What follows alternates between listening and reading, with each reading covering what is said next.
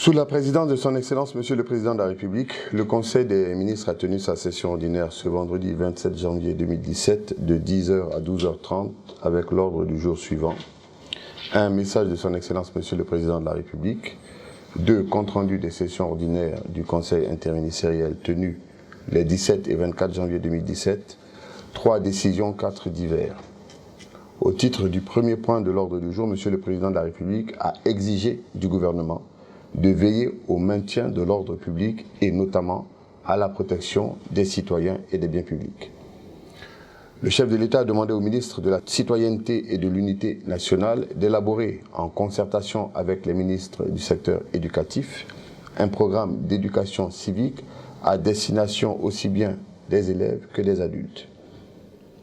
Le président de la République a demandé le renforcement du rôle de l'ACGP comme structure chargée du suivi des études. Le chef de l'État a invité le gouvernement à procéder à un examen approfondi du projet d'amendement du Code des collectivités locales par le Conseil interministériel avant sa soumission à l'Assemblée nationale. Le président de la République a demandé aux ministres concernés de travailler avec la Banque islamique de développement pour permettre un meilleur appui de cette institution auprès du secteur privé guinéen.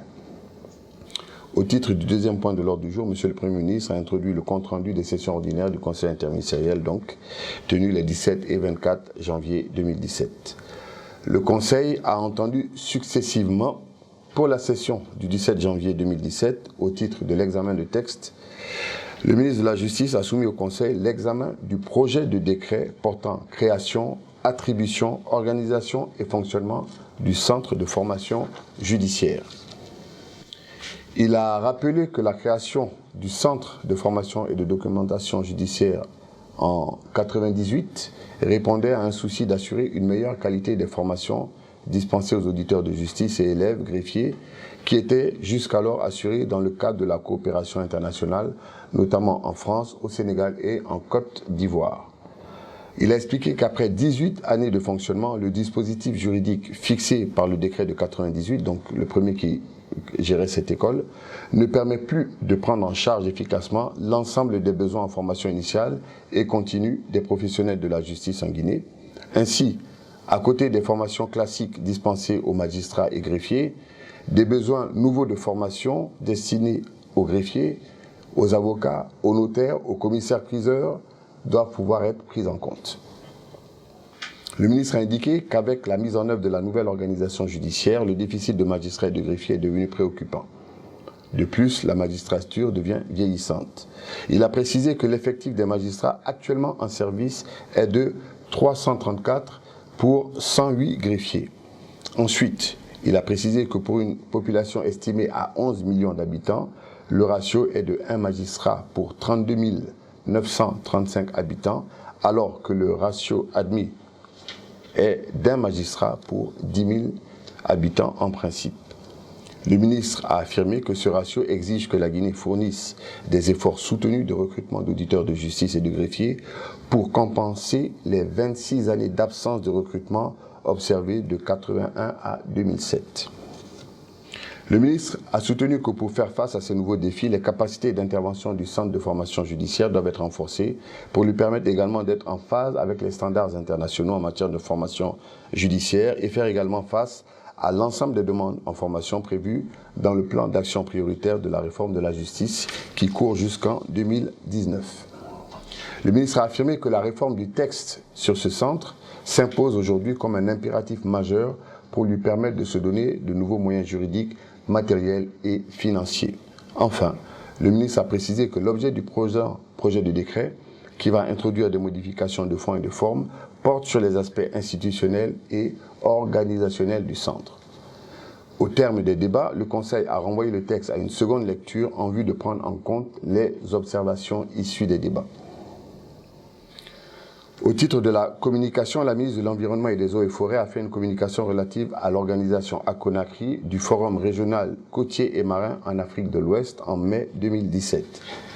Elle a indiqué que les pays de l'Afrique de l'Ouest tirent des revenus substantiels de l'exploitation des ressources marines et côtières, dont certaines sont partagées en raison de phénomènes migratoires des espèces.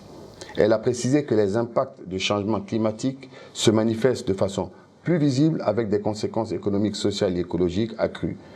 Face à ces diverses sources de pression, et afin de garantir et de s'inscrire dans la durée et dans un intérêt économique et écologique majeur, les acteurs de la conservation de la zone côtière et marine ouest africaine ont décidé de créer un cadre de concertation pour relever le défi aussi bien à l'échelle régionale, nationale que locale.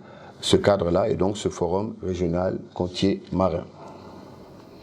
La ministre a informé que ce forum a été initié par le partenariat régional pour la conservation de la zone côtière et marine en Afrique de l'Ouest, PRCM, qui est une coalition d'acteurs nationaux et internationaux engagés vers la conservation du littoral de 7 pays ouest-africains, le Cap-Vert, la Mauritanie, la Gambie, la Guinée-Bissau, le Sénégal et la Sierra Leone. Madame la ministre a déclaré que le forum est ouvert à toutes les catégories d'acteurs intervenant sur la zone côtière et marine ouest-africaine. En effet, ce forum est le lieu de rencontre et de débat démocratique des principales parties prenantes dans la gestion de la zone côtière et marine, à savoir les institutions et gouvernements, les institutions de recherche et d'enseignement, les réseaux d'organisations régionales, les acteurs du secteur privé, les parlementaires, les élus locaux, les organisations de la société civile nationale, les ONG internationales et les partenaires financiers. La ministre a précisé que la vision commune de l'ensemble de ces acteurs est d'œuvrer ensemble pour un littoral ouest africain sain et productif. Le forum se tient tous les 18 mois de façon rotative dans l'un des pays de l'espace PRCM et réunit les différentes catégories d'acteurs de la zone côtière et marine afin de se concerter sur les problématiques actuelles de la zone côtière et sa gestion intégrée. Madame la ministre a rappelé que la première édition du forum a été organisée à Conakry en 2004. Madame la ministre a informé qu'en marge des activités du forum régional se tiendront 2 événements importants pour la région, l'Assemblée générale du réseau régional des parlementaires et élus locaux pour l'environnement en Afrique de l'Ouest et l'Assemblée générale du réseau des aires marines protégées d'Afrique de l'Ouest, en abrégé RAMPAO, et d'autres activités annexes comme la célébration de la Journée internationale des oiseaux migrateurs et la Journée internationale des océans. Elle a ensuite déroulé les résultats attendus pour cette 9e édition du forum. Enfin, elle a indiqué que l'organisation du forum régional requiert, dès l'acceptation par le pays d'accueil, la mise en place d'un comité d'organisation dont le rôle est essentiel dans la réussite de la rencontre, qui en Guinée réunira plus de 200 personnes. Comme il est d'usage, il revient donc aux autorités de la Guinée de désigner parmi les hauts fonctionnaires le président du comité d'organisation et des membres pour soutenir les missions des différentes commissions. Madame la ministre a terminé en précisant qu'il est souhaitable que la cérémonie d'ouverture soit ouverte par le président de la République ou celle du Premier ministre. Au titre des divers, les membres du Conseil ont été informés de la tenue de la Journée nationale du cadre de concertation. C'était le 18 janvier à Noumotel. Le ministre en charge des postes et télécommunications a informé que toutes les sous-préfectures de la Guinée sont à présent connectées au réseau Internet et qu'en termes de couverture, la Guinée est aujourd'hui leader en Afrique au sud du Sahara. Le ministre de l'Élevage et de la Production animale a informé le Conseil de la menace de la grippe aviaire qui frappe actuellement les pays limitrophes à la Guinée. Le ministre a été invité à soumettre une communication sur un plan de prévention à la prochaine session du Conseil interministériel. Pour la session du 24 janvier 2017, au titre des comptes rendus, le ministre de l'Administration du Territoire et de la Décentralisation a fait le compte rendu de la commission interministérielle chargée d'élaborer les termes de référence des missions des membres du gouvernement à l'intérieur du pays. Il a indiqué que la répartition des ministres parrains des préfectures obéit à un nombre de critères, dont notamment la maîtrise de la langue et la connaissance de la localité. Le ministre a fait un exposé sur le contenu de ces termes de référence et les a détaillés comme suit. 1. Restituer les résultats du dialogue politique inclusif interguinéen. 2. Expliquer l'initiative présidentielle sur la campagne agricole. 3. Expliquer les raisons et l'intérêt de l'offensive diplomatique africaine et internationale de M. le Président de la République. 4. Poursuivre la sensibilisation à la citoyenneté et au civisme. 5. Renforcer la sécurité des personnes et des biens sur toute l'étendue du territoire national. En outre, il a demandé aux membres du gouvernement de déposer un rapport à la fin de leur mission. Au terme des débats, Le Conseil a demandé à la commission interministérielle d'enrichir les termes de référence sur la base des propositions faites et d'élaborer le budget y afférent en vue du départ des ministres dans les délais les plus brefs. Le ministre des Mines et de la Géologie a fait le compte-rendu relatif aux préparatifs de la Journée nationale des orpailleurs. Elle doit s'organiser à Cancan. Il a rappelé que dans le cadre de la maximisation de l'impact des activités minières sur les populations de base, le président de la République a initié l'organisation d'une Journée nationale des orpailleurs. Le ministre a indiqué que l'organisation de cette journée se veut un forum de débat pertinent permettant de recenser des réflexions sur les choix à faire, les décisions idoines à prendre dans un contexte de réforme globale et que cela a été confié au ministre des Mines et de la Géologie. L'objectif est de prendre en compte le caractère sensible et complexe du domaine d'activité ancestrale d'une partie de la Guinée et d'en cerner les défis techniques, sociologiques. Aussi, l'initiative du président de la République vise à s'assurer que la relance en cours et les réformes concernant ce domaine se poursuivent dans le cadre d'une concertation inclusive préalable. Le ministre a expliqué que son département a engagé l'identification et la mise en œuvre de l'ensemble des activités nécessaires à la réussite de cette journée dans le cadre de la réorganisation de l'activité d'orpaillage. Ainsi, sur la base des termes de référence des visites de terrain, un certain nombre d'activités ont déjà été réalisées. Prenant en compte la finalisation des activités préparatoires et la séquence de leur mise en œuvre, la date du 6 février 2017 a été retenue pour l'organisation de cette journée. Elle se tiendra à la Maison des Jeunes de Cancan, au lendemain de la mobilisation populaire prévue dans cette ville à l'occasion de la visite du chef de l'État. Le ministre a annoncé qu'au total, 2000 à 2500 personnes travaillant dans le domaine de l'orpaillage seront mobilisées à partir des zones d'orpaillage des préfectures de Dinguiraye, Cancan, Kouroussa, Mandiana et Sigiri. Elles participeront à la journée au cours de laquelle elles seront soumises aux séances de sensibilisation et d'information. Le ministre a déclaré que dans le cadre de la réorganisation de l'orpaillage, les textes suivants sont préparés. 1. Finalisation pour adoption par arrêté du texte organisation et réglementant l'activité de l'orpailleur en République de Guinée. Le texte est finalisé après plusieurs séances de consultation avec les représentants des orpailleurs. 2. Finalisation pour adoption par arrêté conjoint, mines et budget, du texte réglementant et fixant les taux et redevances portant sur les activités d'orpaillage en Guinée. Ces redevances et taxes ont été discutées et validées avec l'UNOG et le ministère du Budget à Conakry et également avec les représentations préfectorales à l'occasion des missions du ministère des Mines à l'intérieur du pays. Le ministre a enfin indiqué qu'après avoir identifié et affecté des sites de l'orpaillage, dont 5 à Mandiana et 4 à Sigiri, choisis comme zone pilote, un protocole d'accord doit être signé entre une banque de la place, l'État et les orpailleurs afin d'assurer le financement à crédit. Au cours des débats, les observations essentielles ont porté sur la problématique d'adduction d'eau de la ville de Sigiri à partir du fleuve Bafing, dans la mesure où ce fleuve contient des particules nuisibles dues à la pollution, notamment au cyanure. L'impact négatif de l'orpaillage sur l'activité agricole et l'augmentation du décrochage scolaire. La nécessité de sensibiliser la population sur l'explosion démographique et la désorganisation de la structure sociale dans ces zones considérées comme l'épicentre de la poliomyélite, par exemple, pendant cette journée. Au titre de la communication, la ministre de l'Économie et des Finances a fait une communication relative à la souscription par la République de Guinée à l'augmentation du capital de la Banque internationale pour la reconstruction et le développement. Elle a rappelé que dans le cadre de son programme de développement, le conseil d'administration de cette banque a décidé, lors de ses dernières sessions, une augmentation de capital par l'émission de 393 actions supplémentaires à attribuer aux États membres. La ministre a indiqué que cette augmentation de capital a également pour objectif de renforcer les voix et la participation des pays en voie de développement au sein de l'institution. 2 types d'augmentation de parts ont été prévus, notamment une augmentation sélective de capital. Ce modèle d'augmentation est issu de la résolution 612 et une augmentation générale de capital. La ministre a précisé que pour souscrire aux parts de l'augmentation de capital, les États ont l'obligation d'entreprendre des diligences qui sont les suivantes.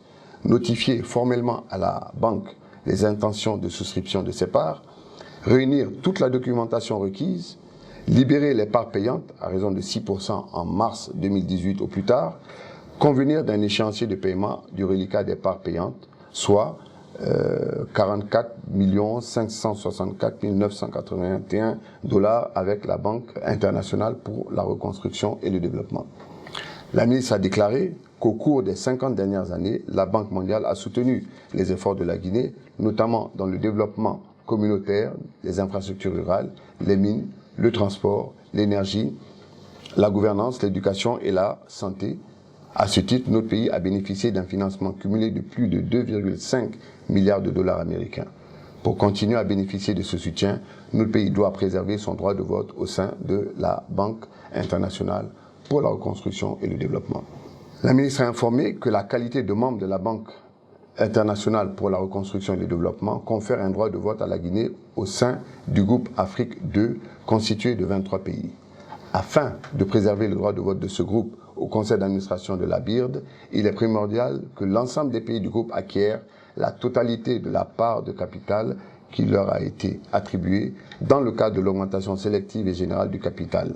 Aujourd'hui, le groupe Afrique 2 dispose d'un droit de vote de 3,17% au conseil d'administration. Le minimum requis par les statuts de la BIRD pour conserver un siège au conseil est de 2%.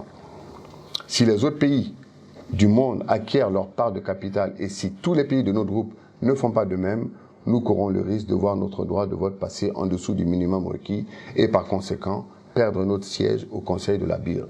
C'est pourquoi il est important d'accomplir les formalités administratives et juridiques et de transmettre les documents requis pour l'acquisition de nos parts gratuites au plus tard le 15 février 2017 afin que les dossiers soient traités avant le délai de prescription fixé au 16 mars 2017. La ministre a annoncé qu'au-delà de cette date, ces parts seront perdues. La ministre a donc sollicité le soutien du Conseil pour la souscription de la République de Guinée à l'augmentation du capital de cette banque internationale pour la reconstruction et le développement. Au titre des divers, le ministre de la Justice a informé le Conseil de la cérémonie de passation de charges au niveau du ministre de la Justice de la Guinée en tant que président du Conseil des ministres de l'OHADA. La ministre en charge du plan a informé le Conseil de la visite de travail du vice-président de la BID en Guinée, c'était le 24 et le 26 janvier dernier. Le ministre des Transports a informé le Conseil du lancement du vol inaugural de la compagnie Ethiopian Airlines le 2 février 2017. Le ministre en charge de la Ville a informé le Conseil de la tenue de la réunion du comité interministériel de l'aménagement du territoire sur le projet Grand Conakry Vision 2040, le 25 janvier dernier à l'hôtel Camayen. Le ministre en charge de la Pêche a informé de la tenue de l'atelier de validation du plan d'action national INN au ministère de l'Économie et des Finances. Le ministre de la Santé a informé le Conseil de la mission de la directrice générale de l'OMS à partir du 20 mars 2017. Cette mission s'inscrit dans le cadre du suivi des pays qui ont été affectés par l'épidémie Ebola. À l'issue des débats sur les différentes questions soulevées, le Conseil a décidé ce qui suit. 1. Le Conseil invite les ministres concernés par le maintien de l'ordre public à appliquer les lois et règlements en la matière et à engager systématiquement des poursuites à l'encontre des auteurs et commanditaires de troubles à l'ordre public et violences à l'encontre des personnes et des biens. 2. Le Conseil décide de la mise en place d'un comité d'organisation du Forum régional côtier et marin. Ce comité devra notamment soumettre au gouvernement le budget finalisé afférent à la contribution guinéenne. 3. Le Conseil demande à l'ensemble du gouvernement d'appuyer le ministère des Mines et de la Géologie dans l'organisation de la Journée nationale des orpailleurs. En outre, le ministère est invité à présenter un budget d'appui. 4. Le Conseil autorise la ministre de l'Économie et des Finances à entreprendre les diligences et démarches en vue de la souscription de la République de Guinée à la totalité des parts qui lui sont proposées par la BIRD dans le cadre de son augmentation de capital. Madame la ministre est invitée à initier la procédure de saisine de l'Assemblée nationale et de la Cour constitutionnelle à cet effet et dans les meilleurs délais. Le Conseil des ministres a adressé ses vifs remerciements et félicitations au chef de l'État pour sa brillante contribution à la résolution pacifique de la crise post-électorale en Gambie. Avant de lever la séance, le président de la République a donné de larges informations sur les enjeux entourant le prochain sommet de l'unité africaine à Addis Abeba, le Conseil des ministres.